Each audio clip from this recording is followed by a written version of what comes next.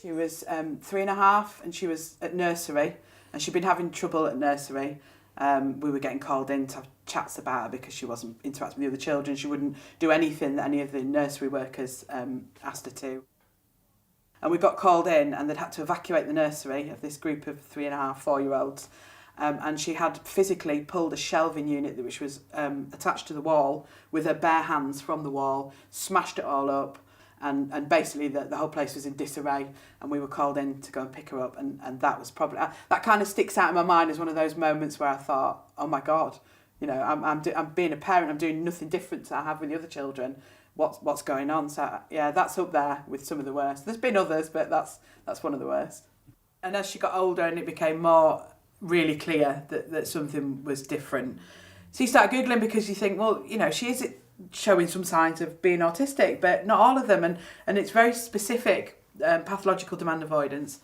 It's an avoidance of everyday demands. Now that can be demands such that you place upon them, you need to do this. It can be demands within education, within school, but it can also be everyday demands like sleeping, eating, using the toilet. It's a pathological need to avoid any kind of demands, even good demands.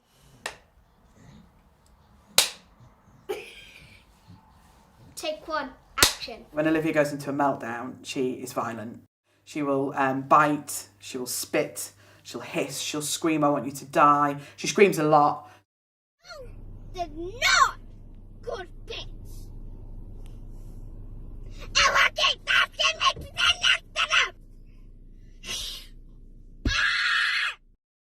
You know, you can't stop and explain, look, my child's autistic, they're overwhelmed, they're having a meltdown. So yeah, it's not nice at all, not one tiny bit. The whole judgment is horrendous. It's embarrassing, it's shameful, it makes you angry because you want to defend your child, and also you want to defend yourself because you think you're passing judgment on me and you know nothing of the situation. But it does kind of make me think that maybe in the past I might have been quite judgmental to people, because I might have seen that going off and thought, yeah, I'll get your kid under control. And now the situation's reversed and I'm that person. It's really horrible. How do you feel about your autism? I like it when it's the good part, but I don't really like it when I have meltdowns. What happens when you have a meltdown? Well, I go to the calm down room and in school, and then I kick off in there. What do you mean by kick off? What kind of things? Throw all the things about in there. When we go out into public places, it can be really challenging because you can never ever predict what's going to be an issue, what isn't going to be an issue.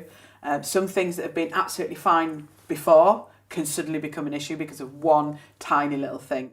So you can never plan or predict, and that's very much the PDA side of Livvy, the pathological demand, that even a tiny little thing, like me saying, come on, let's go into this next room, is a demand, and she can just absolutely lose the plot. The same thing would be with the aquarium, and she won't, for some reason, and I don't know why, she can't explain it, but she will not go through the main entrance into the aquarium. But she loves the aquarium because she loves animals. So she really wants to go in, but she cannot bring herself to go through that door. So I asked the people on the counter, is there another way in? And they said we have like a staff entrance where people exit out of the aquarium, and they went round and opened the door. Scared to go through that bit, too scared.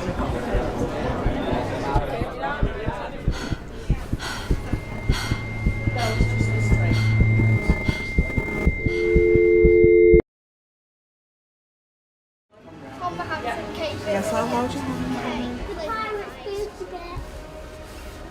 You around here, okay? Yeah. There's a little bit of light.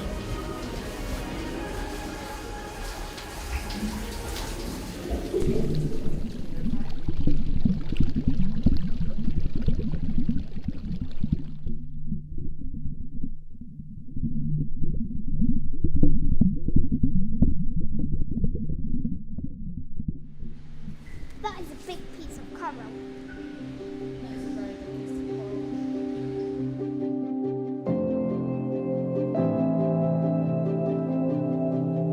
Is there anything you want to say to the world? That they should judge you? No, they shouldn't judge me.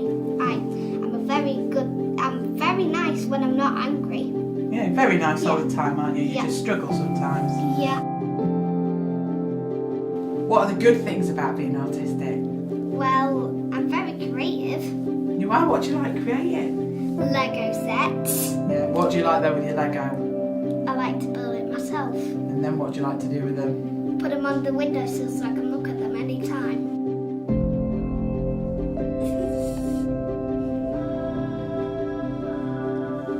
So, hello world. My name's Livvy and I like to dance. So some of the positives about Olivia and her diagnosis is that she's really kind, she's really empathetic.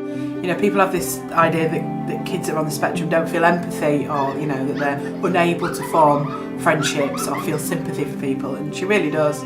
She's got an amazing, funny sense of humour. Once she's relaxed and she's able to express it, she's great fun to be around, and, you know, she's just a really nice little girl. So if you look into your future as an adult, what do you want for yourself? I want to be with animals and have a happy life.